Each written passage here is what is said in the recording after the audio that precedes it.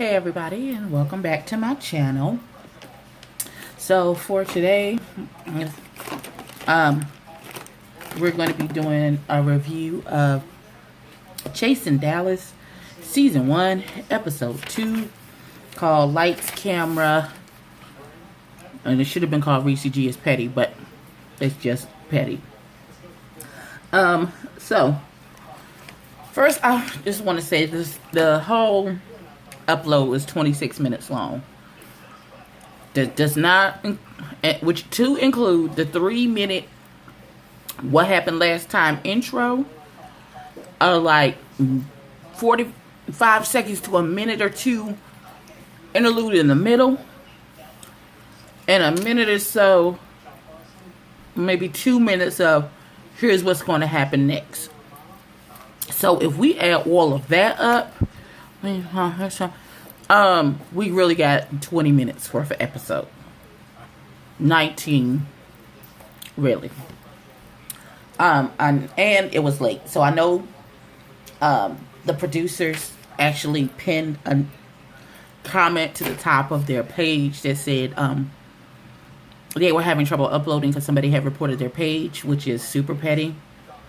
I don't know who did that, but why? I don't understand. You just refuse to let people be great, I guess. But I digress.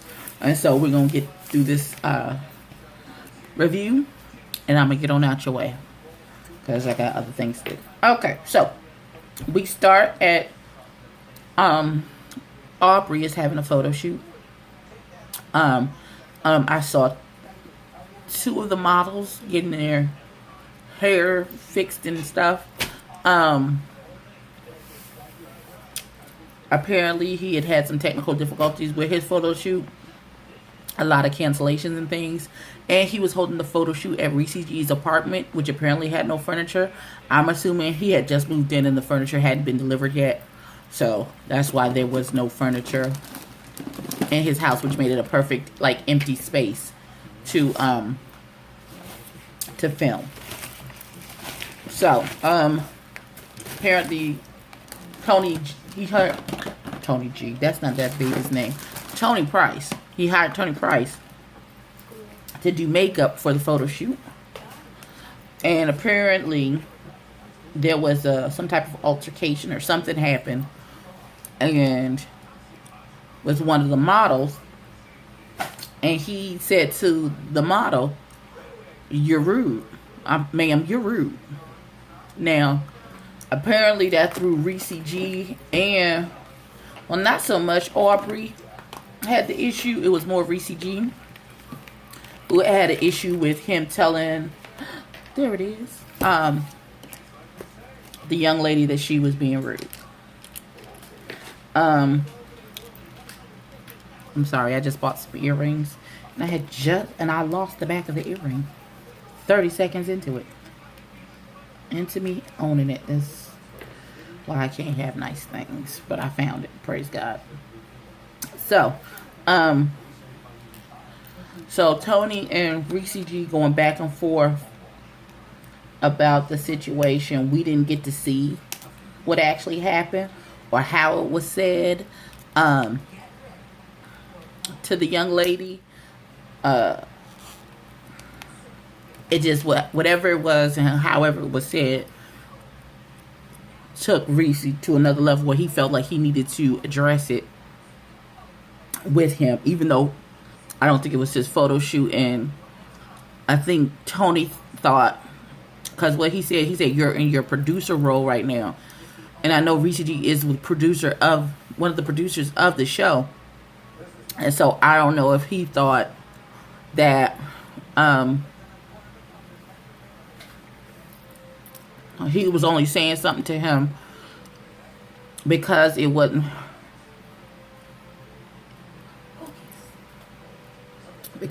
I don't know.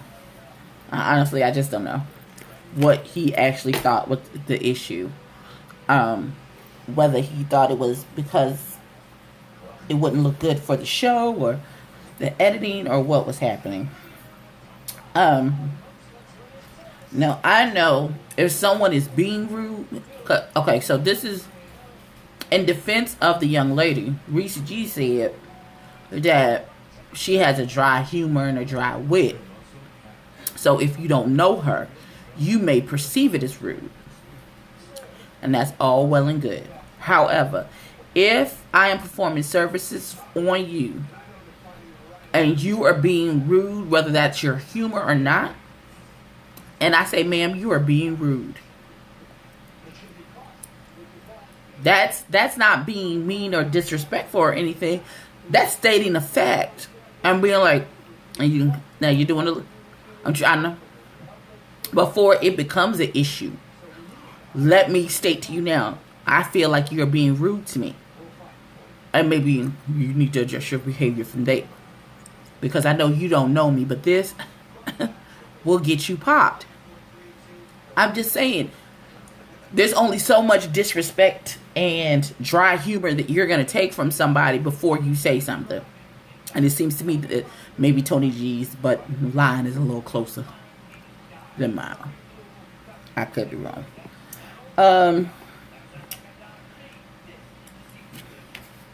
I said dry humor or not rude is just being rude. So Ricci G, in arguing back and forth with Tony about what was said and everything, talking about he was finna jump over that bar to get to Tony. I love you, sis. You're one of my favorites. Nene leaks, wig, and all. But you wasn't finna jump over that bar. That's not what you'd have pushed that bar over and dove for him. But you wasn't finna jump over that bar. I love you. Fellow BBW sister of mine. You wasn't finna jump over nothing. So it goes to Martel and Premier are meeting up to try this cheesecake place that Premier wanted to try. It's a new cheesecake place he heard about. And so here comes another one of the contradictions with these web series. How do you start off your statement? You don't listen to what you say. I know it's supposed to be a reality show and it's supposed to be real, but here's the thing. You don't hear what you're saying. You can't comprehend the words that are coming out of your mouth. How is it that somebody is your good friend, but you're meeting to get to know them?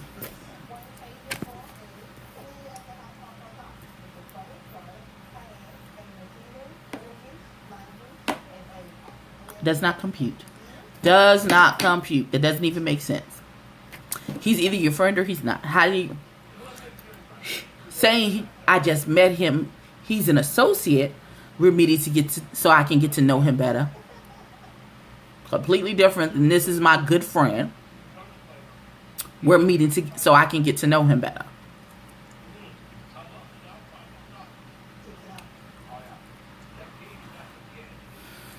All right, sir.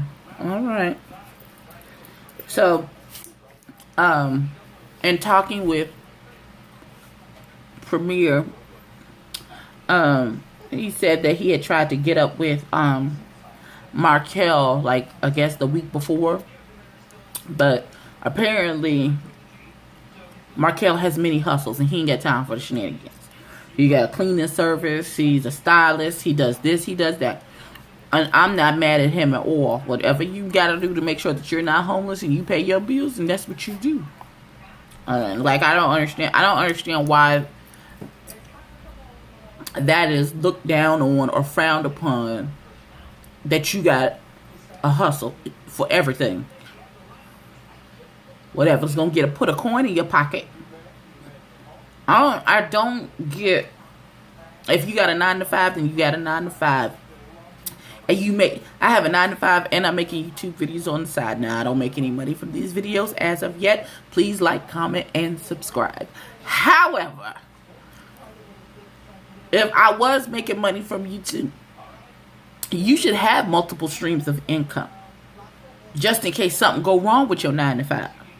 And you have a cushion or something to fall back on. why people on these shows tend to look down on or frown upon someone who has a 9 to 5 in addition to or have multiple hustles, you know, in order to maintain their lifestyle. I don't understand why that is an issue. That's a very Dame Dash mentality is what is giving me. Like, don't need a boss, you be the boss. Okay, that's a cute thing. Everybody can't be the boss. And that's okay. That is absolute. There is nothing wrong with not being the boss. I don't understand why. But I digress. Because I need to get through this review or my review is going to be longer than the freaking episode. Okay, so once again, Ricci G and his confessionals. So, one minute he's talking with this long blonde Kim Zodiac wig and this Louis Vuitton scarf on. Cut to a scene and cut back. Now this baby got some Milli Vanilli braids in his head. Oh, God. I thought I changed my hair a lot, but apparently not as much as he does. So, Ricci G has a gentleman's club for the upliftment and betterment of men, gay, straight, bi, whatever, just the upliftment and the betterment of men, which is wonderful. So, we come to his adult. I look like that. Rude. We come to his adult Easter egg hunt party, Easter situation. And he says, and it looks like it's well decorated and everybody's having a good time, and he's talking to a few of his guests, and he says that his caterer canceled on him because he was gay. So, when he shows some partial receipts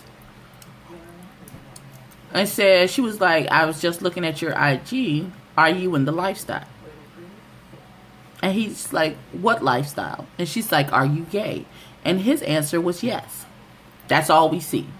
We don't see no response from the woman saying, well, in that case, because of X, Y, and Z, I'm sorry, but I'm not going to be able to cater this event for you.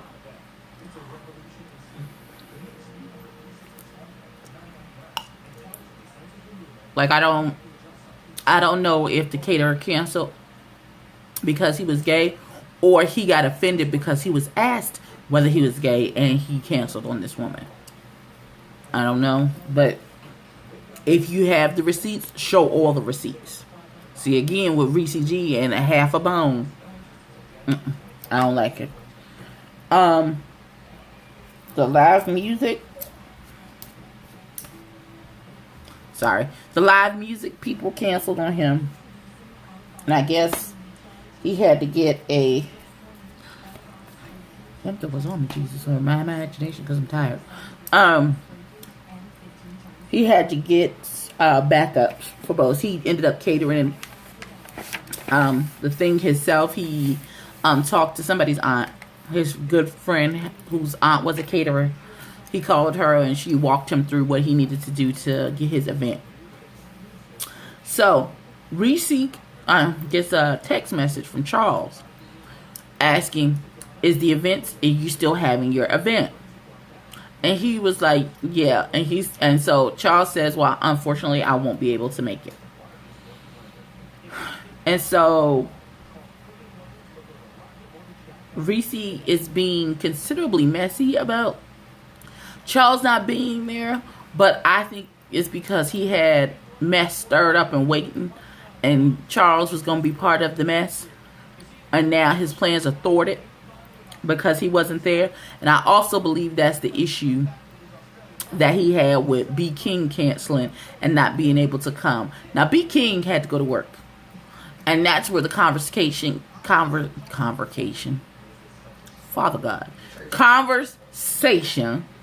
with being a boss came up, because Ricci is talking mad trash about B King not being able to come because he had to work his 9 to 5. Like, I don't understand why that is an issue. Because he can't come to be a part of your messy show. Is that what the issue is? Like, I don't get it. So Tony Price gets there, and I think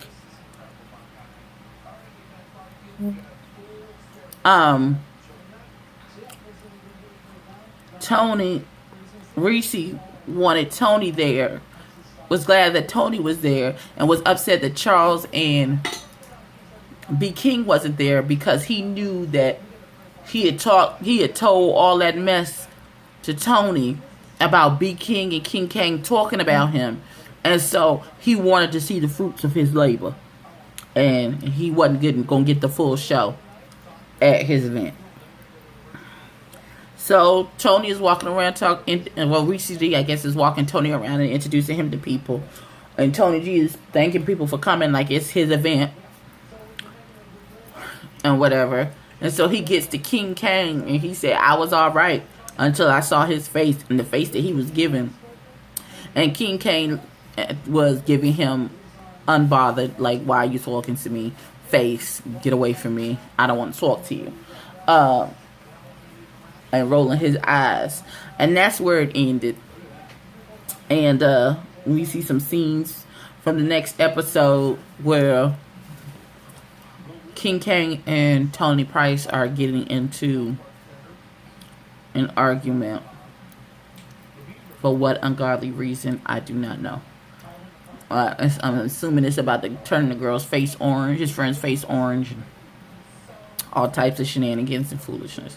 But hopefully the next episode is longer than 19 minutes of actual content. Because this, honestly, it was not the business. So, that is all I got for this evening. And I will see you in the next one.